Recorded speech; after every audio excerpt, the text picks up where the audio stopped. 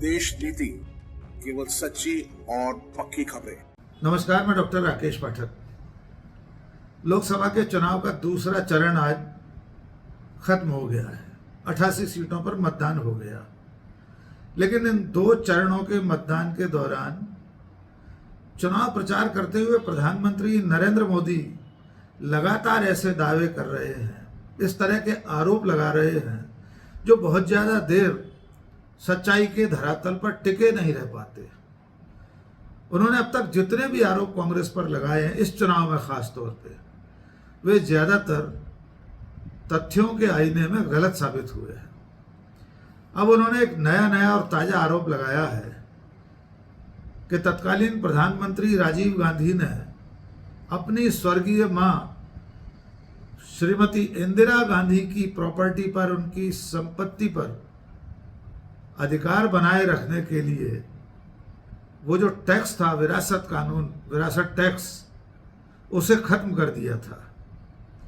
नरेंद्र मोदी ने एक आम सभा में यह आरोप लगाया है कि अपने पर आई तो तत्कालीन प्रधानमंत्री ने विरासत टैक्स का कानून समाप्त करवा दिया था।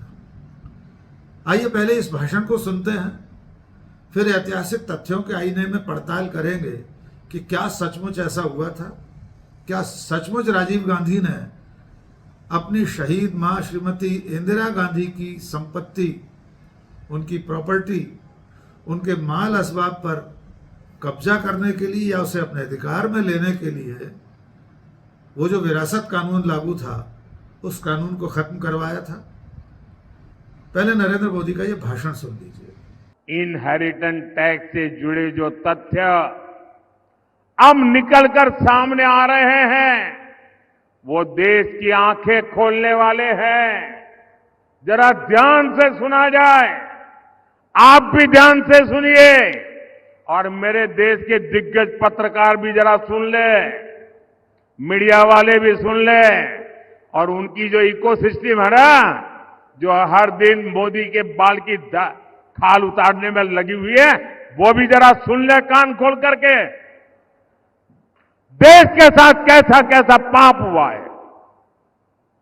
मैं आज देश के सामने पहली बार एक दिलचस्प तथ्य आपके सामने रखना चाहता हूं। जब देश की एक प्रधानमंत्री बहन इंदिरा जी नहीं रही, तो उनकी जो मिल्कत थी, उनकी जो प्रॉपर्टी थी, वो उनकी संतानों को मिलनी थी। लेकिन पहले ऐसा कानून था कि वो उनको मिलने से पहले एक हिस्सा सरकार ले लेती थी। कांग्रेस ने पहले ऐसा कानून बनाया था। तब चर्चा थी और व्यापक रूप से चर्चा थी कि जब इंदिरा जी नहीं रही और उनके बेटे राजीव गांधी जी को ये प्रॉपर्टी मिलने की थी, लिख करके गई थी, तो अब सरकार को पैसा चला ना जाए, प्रॉपर्टी को बचाना था, तो इन्होंने क्या कर दिया, उस प्रॉपर्टी को बचाने के लिए अपनी माता इंदिरा गांधी से मिले हुए पैसों को बचाने के लिए उस समय के प्रधानमंत्री श्रीमान राजीव गांधी ने अपनी संपत्ति बचाने के लिए पहले जो इनहेरिटेंस कानून था उसको समाप्त किया और खुद के पैसे बचा लिए। खुद पर आई तो कानून हटा दिया और अब वहां मामला निपट गया। तो आज फिर सत्ता पाने के लालच में ये लोग वही कानून ज्यादा कड़ाई से वापस लाना चाहते हैं। बिना टैक्स के अपने परिवार की चार पीढ़ियों की अकूत धन दौलत हासिल करने के बाद अब ये लोग आप जैसे सामान्य मानवी की विरासत, आपकी मेहनत की कमाई, जो आपने अपने बच्चों के लिए बचत करके रखा है, उस पर टैक्स लगा करके आधी संपत्ति लूटना चाहते हैं। और इसलिए ही तो देश कह रहा है, कांग्रेस की लूट जिंदगी के साथ भी और जिंदगी के बाद भी। तो नरेंद्र मोदी जब ये आरोप लगा रहे हैं, तब भी वे किसी प्रशासनिक आदेश का, किसी नोटिंग का, किसी सरकारी फाइल का, कोई सरकारी दस्तावेज, केंद्र सरकार का दस्तावेज, किसी की किताब, कोई ऐसा तथ्य नहीं रख रहे हैं जिसे प्रमाणित किया जा सके। वे बस इतना कह रहे हैं कि उस वक्त चर्चा थी, व्यापक चर्चा थी। चर्चा यानी आप समझ सकते हैं समाज में जिस तरह से गप्पे होती हैं, बहुत सारी बातें कहा सुनी में चलती हैं जिनका कोई प्रमाण नहीं होता है, कानाफूसियां होती हैं। लेकिन देश के प्रधानमंत्री एक शहीद प्रधानमंत्री पर आरोप लगा रहे हैं कि वो अपनी शहीद मां, जो कि खुद प्रधानमंत्री थी, उनकी संपत्ति पर अधिकार करने के लिए एक टैक्स को, एक कानून को समाप्त कर रहे थे। सिर्फ सुनी सुनाई बातों के आधार पर, कह रहे हैं व्यापक चर्चा थी उस समय, इस आधार पर प्रधानमंत्री ने यह आरोप लगाया है। लेकिन फिर भी अगर उन्होंने यह आरोप लगाया है तो इसकी पड़ताल करना जरूरी है। तो सबसे पहली बात, जब आप इस आरोप की खोजबीन करेंगे तो सबसे पहला सवाल यह पैदा होगा कि श्रीमती इंदिरा गांधी पर ऐसी कौन कौन सी संपत्तियां थी, ऐसी कौन सी प्रॉपर्टी थी जो उत्तराधिकार के चलते उनके बेटे राजीव गांधी को मिलने वाली थी।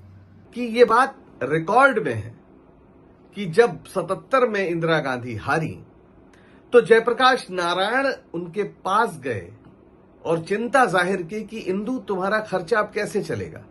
दरअसल जयप्रकाश नारायण कभी नेहरू जी के बेहद करीब थे, बड़े भाई और छोटे भाई का रिश्ता था। वे कांग्रेस की समाजवादी धारा के प्रमुख चेहरा थे, यानी लोहिया और जयप्रकाश। नेहरू जी चाहते थे कि वो शामिल हो जाए सरकार में, पर वो शामिल नहीं हुए। कांग्रेस से निकलकर सारे समाजवादियों ने अपना एक अलग दल बनाया ताकि देश में समाजवादी क्रांति जल्दी हो सके। बहरहाल बाद में जेपी विनोबा जी के साथ जुड़ गए और सक्रिय राजनीति से वो बाहर हो गए। पर 1977 में जब इमरजेंसी विरोधी आंदोलन के वे नायक बन के उभरे, तब भी उनके मन में यह था कि इंदिरा चुनाव हार गई हैं, घर खर्च कैसे चलेगा। क्योंकि उन्हें पता था कि नेहरू जी कुछ विरासत में छोड़ नहीं गए हैं और ये प्रधानमंत्री जरूर थी लेकिन निजी रूप से इनके पास कुछ नहीं है। तो जयप्रकाश नारायण इंदिरा गांधी से मिलने गए। अब आप सोचिए ये कितनी एक कैसी बात है कि जिसकी वजह से चुनाव हारी हो इंदिरा गांधी, उससे मिलने वो गए और वहां पर उन्होंने पूछा कि इंदु अब घर खर्च कैसे चलेगा। तो इंदिरा गांधी ने कहा कि पापू की, यानी नेहरू जी को वो पापू कहती थी, पापू की किताबें हैं, उसकी रॉयल्टी आ जाएगी। ये एक चिंता घर के बुजुर्ग की थी, यानी जयप्रकाश नारायण की, जो जानता था कि इनके पास कोई ऐसी संपत्ति नहीं है। तो अगर ये स्थिति थी तो फिर राजीव गांधी को ऐसा क्या मिलता जिस पर विरासत टैक्स लगता और जिससे डर के उन्होंने मोदी जी के हिसाब से हटा दिया विरासत टैक्स 1985 में। सरासर झूठ, सरासर झूठ। अरे हकीकत तो यह है कि बिजनौर के कोषागार में अभी इसी वक्त 73 किलो चांदी इंदिरा जी की, जो लोगों ने उन्हें तौला था, वो पड़ी हुई है। उस पर भी दावा इस नेहरू गांधी परिवार ने नहीं किया, जो कम से कम इस समय 60-70 लाख जिसकी कीमत है, उस पर दावा ही नहीं किया, वो पड़ा हुआ है वहां पर।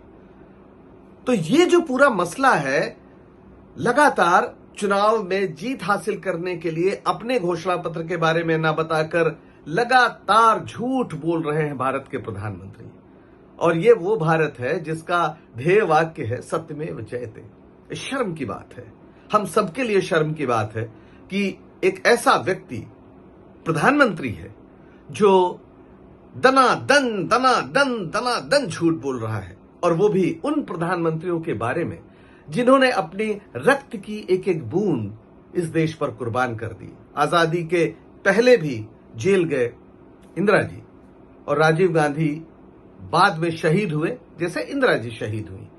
इस परिवार के बारे में ऐसी ओछी बातें करना दरअसल आप पूरे भारतीय स्वतंत्रता संग्राम का अपमान करते हैं। क्या इसलिए कि जो मोदी जी के राजनीतिक पुरखे थे, उन्होंने कभी आजादी की लड़ाई में हिस्सा नहीं लिया, उंगली भी नहीं कटाई, शहादत तो बहुत दूर की बात है। जब इसकी पड़ताल करते हैं तो सामने आता है कि श्रीमती इंदिरा गांधी के पास उनकी मृत्यु के समय इस देश में किसी भी तरह की कोई चल अचल संपत्ति नहीं थी। आप सब जानते हैं कि गांधी परिवार के पास जो सबसे बड़ी संपत्ति थी वो इलाहाबाद का आनंद भवन था, जिसे आजादी की लड़ाई में स्वराज भवन भी कहा गया था।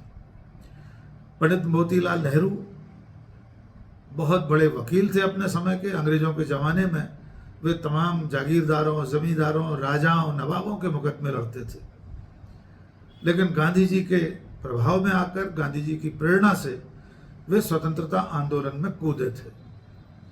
फिर हुआ यह कि आनंद भवन जो इलाहाबाद की एक बहुत बड़ी प्रॉपर्टी है, जिसकी आज की कीमत करोड़ों में है, उस वक्त वो बेशकीमती था, उसकी बहुत कीमत थी। पंडित मोतीलाल नेहरू ने उस आनंद भवन को कांग्रेस की गतिविधियों के लिए सौंप दिया था और नाम उसका रख दिया था स्वराज भवन। ये बात है सन 1930 की। इसके बाद वहाँ कांग्रेस के नेताओं का आना जाना शुरू हो गया। कांग्रेस के नेता पहले से वहाँ आते थे, लेकिन एक तरह से कांग्रेस का मुख्यालय जैसा बन गया। पंडित मोतीलाल नेहरू का उनका निजी आवास आनंद भवन, जो कि बाद में स्वराज भवन कहलाने लगा। 24 नवंबर 1931 को मोतीलाल नेहरू के बेटे पंडित जवाहरलाल नेहरू ने स्वराज भवन को एक ट्रस्ट के हवाले कर दिया, एक ट्रस्ट बना दिया, स्वराज भवन ट्रस्ट, और उसके जरिए एक तरह से अपना पूरा अधिकार उस पर से छोड़ दिया। स्वराज भवन ट्रस्ट के जरिए ये पूरी संपत्ति, आनंद भवन का एक विशाल काय भवन देश के नाम समर्पित हो गया। और उसके बाद आज़ादी की लड़ाई शुरू हुई।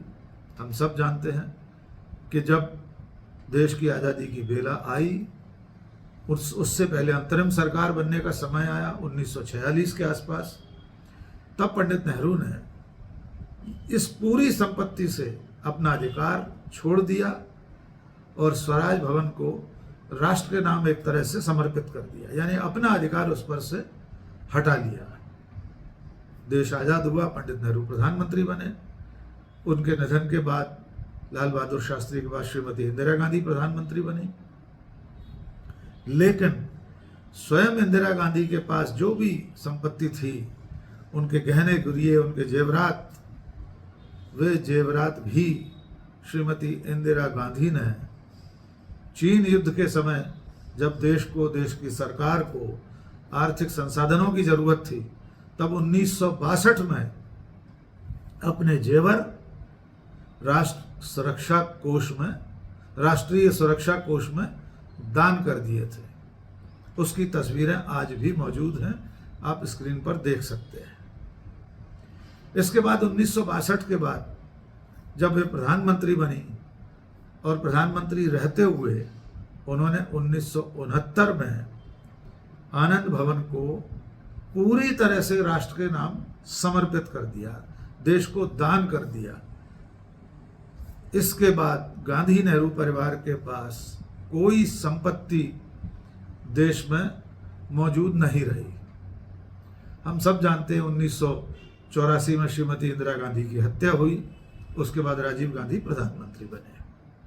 अब आते हैं उस इनहेरिटेंस टैक्स की तरफ, विरासत टैक्स की तरफ, जिसके बारे में प्रधानमंत्री नरेंद्र मोदी ये आरोप लगा रहे हैं कि राजीव गांधी ने अपनी मां की संपत्तियों पर अधिकार लेने के लिए इस टैक्स के कानून को समाप्त कर दिया।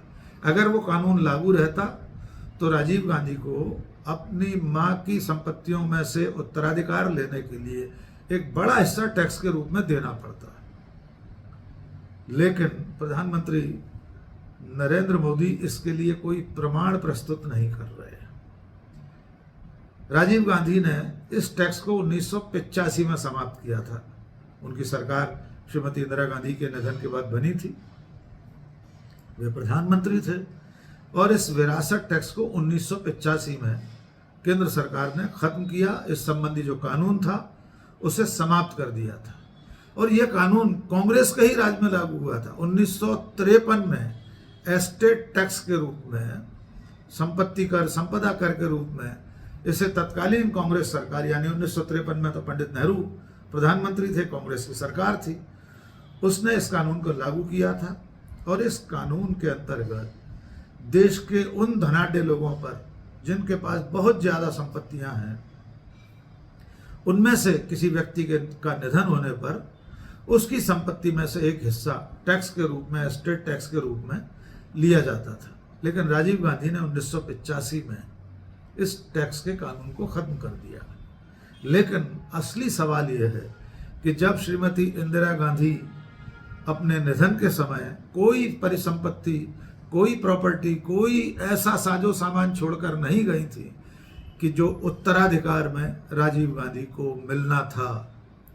जब उनके नाम, इंदिरा गांधी के नाम, कोई जमीन जायदाद नहीं थी, कोई भवन नहीं था, इसके अलावा भी कोई और ऐसी संपत्ति नहीं थी जो कानूनन उनके नाम होती और उत्तराधिकार के चलते राजीव गांधी को मिलना होती, और राजीव गांधी को टैक्स देना पड़ता।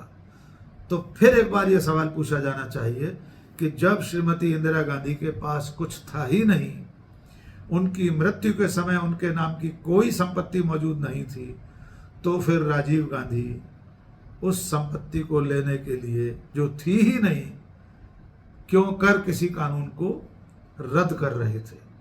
राजीव गांधी ने, उनकी सरकार ने वो कानून हटाया था, यह एक ऐतिहासिक प्रमाण है। उसके बाद से लेकर आज तक कई बार, कई मौकों पर यह विरासत टैक्स फिर से लागू करने की बात उठती रही है। यूपीए की सरकार में पी चिदम्बरम जब वित्त मंत्री थे, उनके कार्यकाल में भी इस बारे में चर्चा हुई थी, लेकिन यह कानून लागू नहीं हुआ था। नरेंद्र मोदी की सरकार जब 2014 में बनी है, उसके बाद से खुद बीजेपी और नरेंद्र मोदी की सरकार, उनके जिम्मेदार मंत्री, उनकी पार्टी के लोग इस विरासत टैक्स को फिर से लगाने की मांग करते रहे हैं। नरेंद्र मोदी की सरकार में वित्त राज्य मंत्री थे जयंत सिन्हा। उन्होंने एक कार्यक्रम में बाकायदा विस्तार से इसकी हिमायत की थी। पूरी पक्षधरता के साथ उन्होंने कहा था यह कानून लागू होना चाहिए, और जयंत सिन्हा ने भी उसी अमेरिका का उदाहरण दिया था जिस अमेरिका का उदाहरण ओवरसीज कांग्रेस के अध्यक्ष सैम पित्रोदा ने दिया, जिस पर बीजेपी बवाल मचा रही है, जिसे नरेंद्र मोदी मुद्दा बना रहे हैं। आइए आपको जयंत सिन्हा का यह बयान सुनवाते हैं, जिसमें वे कह रहे हैं कि जिस तरह अमेरिका में यह कानून लागू है, वैसे ही भारत में भी इसकी जरूरत है। Which is why we need estate taxes, so that we take away at least 50 or 55% of the advantage that dynastic business people already have right now. So it's about leveling the playing field and creating opportunity. By the way, taxes in the US and elsewhere, you said I've spent a lot of time in America, and I have. I can tell you, estate taxes are 55% there. तो आपने सुना जयंत सिन्हा का बयान, और तब जयंत सिन्हा के इस बयान के पक्ष में मीडिया के तमाम लोग, सोशल मीडिया के लोग जो कि बीजेपी के समर्थक हैं, वे भी कूद पड़े थे। बीजेपी आईटी सेल के मुखिया अमित मालवीय ने ट्वीट करके कहा था कि मैं पूरी तरह जयंत सिन्हा के साथ हूं, यानी विरासत टैक्स लगाने के मामले में वे जयंत सिन्हा के साथ खड़े थे। इसके अलावा मोदी सरकार के वित्त मंत्री अरुण जेटली इसके पक्षधर थे, और तो और 2019 के बजट में मोदी सरकार इस प्रावधान को लेकर आने वाली थी। इस तरह की खबरें भी उस समय छपी थी, ये हेडलाइंस आप देख सकते हैं। और अब जब सैम पित्रोदा ने सिर्फ इतना कहा है कि इस तरह का टैक्स अमेरिका में लगता है, भारत में इस पर विचार होना चाहिए। न तो कांग्रेस पार्टी के घोषणा पत्र में कहीं शामिल है, कि वो विरासत टैक्स लगाएगी, न कांग्रेस के किसी नेता ने कहा है, लेकिन भारतीय जनता पार्टी, नरेंद्र मोदी इसे मुद्दा बना रहे हैं। लेकिन उनका हर बयान, हर आरोप अब तक झूठा ही साबित होता आया है। इस जवाबी हमले का ही असर है कि बीजेपी बैकफुट पर चली गई है और अमित मालवीय ने अपना वो ट्वीट डिलीट कर दिया है ट्विटर हैंडल से, जिसमें वे विरासत टैक्स की पैरवी कर रहे थे। आज के इस वीडियो में बस इतना ही। बहुत बहुत शुक्रिया। जय हिंद।